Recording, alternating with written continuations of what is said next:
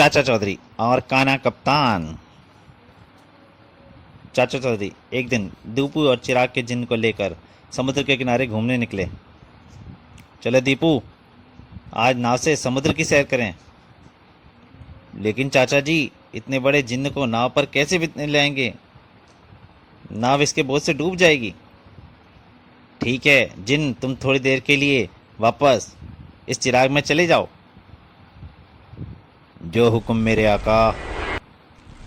और जिन चिराग में वापस चला जाता है। वाह चाचा जी, इस ठंडी ठंडी हवा में नाव में बैठकर घूमना कितना अच्छा लगता है। दूर उसी समुद्र में समुद्री डाकुओं का एक जहाज। कप्तान देखो, कोई जहाज इधर आ तो रहा है या नहीं? समुद्री डाकुओं का काना कप्तान दूरबीन से देखता है। हा हा, एक व्यापारी जहाज इधर आ रहा है। पास आते ही उस पर धावा बोल दो, यात्रियों को कत्ल कर दो और जहाज को अपने कब्जे में कर लो। जो हुक्म कप्तान। और इस जहाज के करीब आते ही कत्लेआम शुरू हो जाता है। मार दो, एक भी ना बच पाए। आ सारे मारे गए, काफी माल हाथ लगा है। हम तीनों माला माल हो जाएंगे। अब उम्र भर कमाने की जरूरत ही नहीं है। तभी कप्तान देखो, एक नाव, उस पर बैठे लोगों ने हमें कत्लेआम करते देख लिया है। यदि उन्होंने पुलिस को सूचना दे दी तो? ठीक है, उसको पकड़कर यहाँ लाओ। उसके बाद पहुंच जाते हैं चाचा चौधरी के पास। नाव रोको और चुपचाप हमारे साथ लो, नहीं तो दोनों को यहीं समुद्र में डुबो दूंगा। और चाचा चौधरी और दीपू को दोनों को कप्तान के पास लाया जाता है। अरे, ये दोनों सचमुच खतरनाक आदमी लगते हैं, इन्हें मारना ही अच्छा है। तैयार हो जाओ मरने के लिए। तभी चाचा चौधरी अपने जादुई चिराग को रगड़ते हैं और हो जिन प्रकट वापस हो जाता है। चिराग कर, बाप रे भागो। भाग कर कहाँ जाओगे? जिन डाकुओं को मुट्ठी में पकड़ लेता है। हमें छोड़ दो, हमें छोड़ दो। जब तक मेरे मालिक नहीं कहेंगे मैं तुमको नहीं छोड़ूंगा। चाचा चौधरी, हम इन्हें छोड़ेंगे जरूर, पर पुलिस स्टेशन ले जाकर। Amazing! चाची की मेहंदी। चाचा जी, मेरा सिर चकरा रहा है, पसीना छूट रहा है और दिल घबरा रहा है। ओह, मेरे साबू को पता नहीं क्या हो गया है। भगवान, घबराने की कोई बात नहीं। कहीं धूप में साथ चलने से साबू को लू लग गई है। चाचा चौधरी का दिमाग कंप्यूटर से भी तेज चलता है। मेहंदी घोलकर साबू को दो, इसका वह अपने सर पे लेप करेगा, इससे सिर को ठंडक पहुंचेगी। और बादाम का शरबत घोलकर उसे दे दो, पीने से दिमाग में तरावट आएगी और दिल की घबराहट दूर होगी। Amazing! मैं अभी ये दोनों चीजें बनाती हूँ और तुम्हें आवाज देती हूँ। आओ साबू, तब तक तुम उस पेड़ की छांव में बैठ जाओ।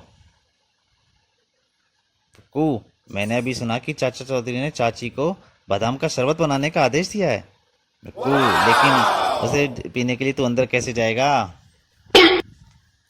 वह पीछे की दीवार का रोशनदान जो है, उसके पास खड़ा हो जाता हूँ और मौका मिलते ही अंदर कूद जाऊंगा। अरे धड़कू, मैं मर गया, तेरा भार बहुत है। अंदर झांकता है वो। उधर चाची का घोल रेडी हो जाता है। यह तो हो गया, अब साबू को बुला लाऊं। उधर धड़कू अंदर कूदता है। यही मौका है अंदर कूदने का, और छलांग लगा देता है अंदर और जाके उसी मेहंदी खोल में गिरता है। घप। ओ, मुझे मेहंदी के घोल से निकालो।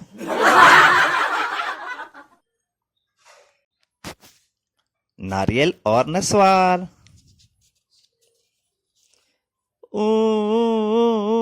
अरे गप्पू, क्यों रो रहा है? मुझे एक नारियल चाहिए।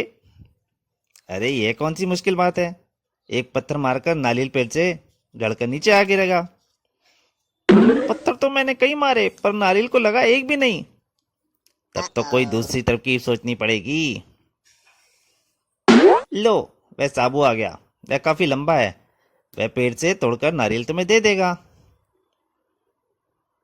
चाचा जी, वहां तक तो मेरा हाथ भी नहीं पहुंच रहा।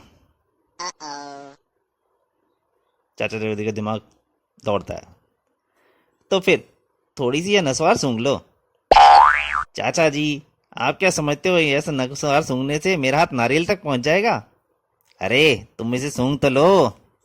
चाचा चौधरी का दिमाग। लो, तुम कहते तो मैं सूंघ लेता हूँ।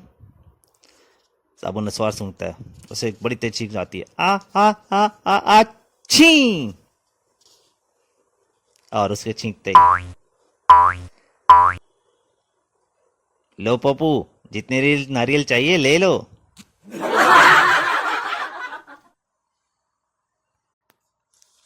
मूर्ति। मेरी यह मूर्ति दुनिया की सबसे श्रेष्ठ मूर्तियों में गिनी जाएगी। पलासी, छेदीदास ने सचमुच वह मूर्ति लाजवाब बनाई है। खलासी, अगर हम यह मूर्ति इस मुल्क से निकलकर किसी दूसरे मुल्क में ले जाकर बेचें तो लाखों कमा सकते हैं। खलासी, तो बिल्कुल सही कहता है। आओ, यह मूर्ति हथियाने का अच्छा मौका है। बुड्ढे, एक तरफ हट जा, हम ये मूर्ति ले जाएंगे। ओहो, यह मूर्ति मेरी कई वर्षों की मेहनत है। अरे जा बुड्ढे। खलासी, तू मूर्ति को लेकर एयरपोर्ट की तरफ भाग। तब तक मैं इस बुड्ढे को यहीं रोकता हूँ। ओह, मेरी मूर्ति, मेरी मूर्ति। साबू, उस मकान की छत पर मुझे कुछ गड़बड़ नजर आ रही है। चाचा जी, इसका एक साथी मेरी मूर्ति लेकर एयरपोर्ट की तरफ भाग गया है, उसे रोको। वो बंदूक चाचा चौधरी पे तान देता है। अगर किसी ने एयरपोर्ट की तरफ कदम बढ़ाया तो उसे गोली मार दूंगा।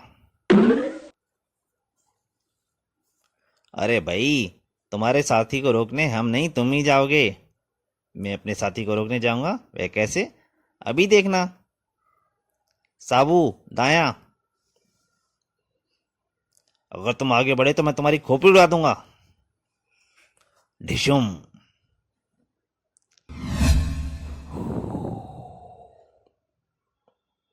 एयरपोर्ट नजदीक ही है। जहाज में बैठकर फुर। तभी हाँ, छेदीदास, अपनी मूर्ति उठा लो।